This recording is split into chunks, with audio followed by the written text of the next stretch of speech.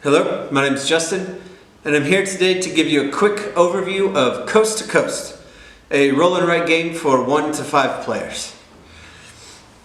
To set up the game, each player needs a player sheet, a writing utensil, and then there are 32 cards in the game. Each card corresponds to a location on the map. Each location has 3 characteristics that will affect gameplay. First is the highway, the interstate it's located on. We have highway 10, 40, 70, 80, and 90. Next we have the sort of the east to west region denoted by the numbers, so 1, 2, 3, 4, 5, 6, 7, 8, 9. And finally there's an icon for the type of location it is. So these locations are tourist attractions around the country. You will be planning an itinerary for someone to travel around using the interstates. So these balloons, for example, are family entertainment. We have some parks, some baseball related sites, some famous buildings like the Empire State Building or the Golden Gate Bridge, and some historical sites. And finally, some famous neighborhoods like Hollywood or the French Quarter and New Orleans.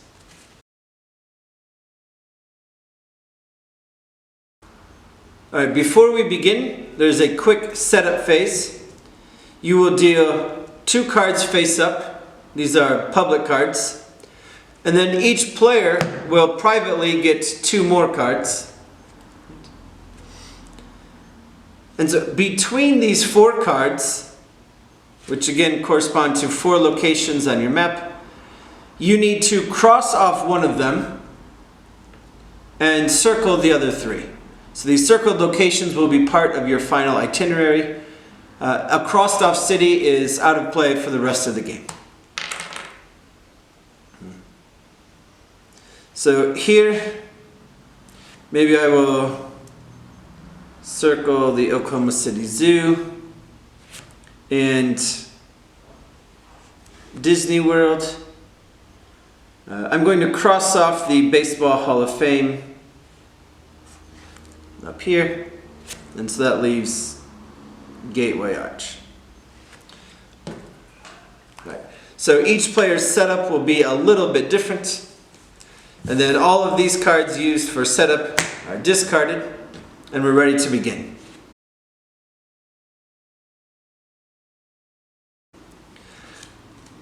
There are 5 rounds in a game of Coast to Coast. In each round, 4 cards will be revealed, and all players use the same 4 cards. The first thing you have to do is select one of these locations to cross off. So here I've already crossed off a location up in the northeast, so maybe I will go ahead and cross off the Freedom Trail. And over here you can keep track of how you use these 4 cards. So I crossed off that card, so mark it with an X. Now for the remaining 3 cards, you want to circle a location to add to your itinerary. So the rules for circling locations is that for each card you have to pick a location that matches at least one of these characteristics. So for the College World Series, I could circle any 4, any red baseball location, or any location on I-80. And they have to be adjacent to other already circled locations. So for the College World Series, maybe I'll circle this one. That matches both 4 and baseball. Here for Chase Field, I'm going to circle this one because it matches with the baseball icon. And then finally, Golden Gate Bridge, I will circle this one. It has the matching building icon. And then for each card you use, you record over here that it was used. Once everyone's finished, We'll discard those and draw 4 more.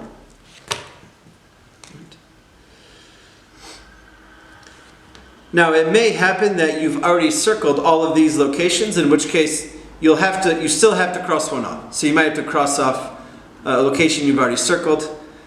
Otherwise you can choose any location. I'm going to stick up here in the northeast, cross off that one. The location you cross off does not need to be adjacent to anything else. I could cross off a location over here. It just so happens that these are adjacent. So I mark how I use that. Now let's look at some of these. All right, Bourbon Street and Beale Street. I'm going to circle these locations and they match exactly. This location is Beale Street and this location is Bourbon Street. In that case, I mark them over here with a filled in circle instead of an open circle. These will be worth bonus points at the end of the game. Right. Now this Mall of America, I've already visited that location. So I can't visit the exact location, but I can choose anywhere else on I-90 in region 4 or with this building icon. So maybe I'm going to choose somewhere else on I-90 and I'll circle that one, marking it off over here on the route tracker. All right, now why are we doing this? All right, how do you score points? Well, there are 4 ways to score points. First is sort of horizontally along each highway. You score points based on the number of consecutive locations that you've circled. You can also score bonus points if you circle all locations of a given type. And they are worth a variety of points from 8 to 16, depending on how many locations there are. If you circle every location in a given region, like I did here with the 4s and 5s, those are 6 points for each region. And then finally, each time that you visit the exact location on the card, denoted by these filled in circles, you will get 2 points. You add those together and that's your final score. So here I have a game I completed earlier. You know, for the highways, for Highway 90, I had 3 consecutive locations here and 3 here. Each of those is worth 6 points, so I add those together. I have 12 points for I-90. On I-80, I just have 1 location, 1 location. So those are each 1 point added together. For example, here on 40, I have 5 locations in a row. So that got me 15 points. And then 2 locations down here is 3. Add up all these scores. Here's your total for the highways. I circled every national park icon along with every historical icon. So I get 16 for the parks and 8 for the historical icons. So that's 24. I completed 3 regions, the 2s, the 3s, and the 8s.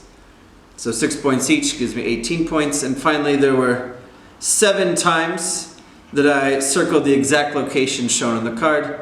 So that gives me 14 points and a grand total of 91. And the player with the most points is the winner. In the case of a tie, your highway score is the tiebreaker. Finally, there's a solo mode for Coast to Coast.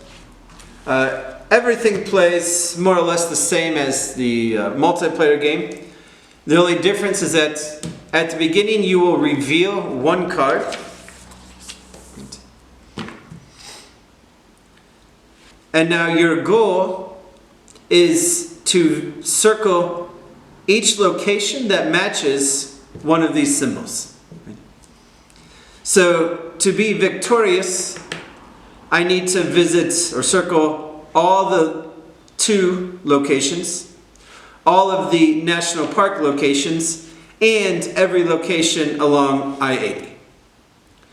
So for this board I got all the 2s and all the parks, but I did not get every location on I-80, so I would have lost this challenge.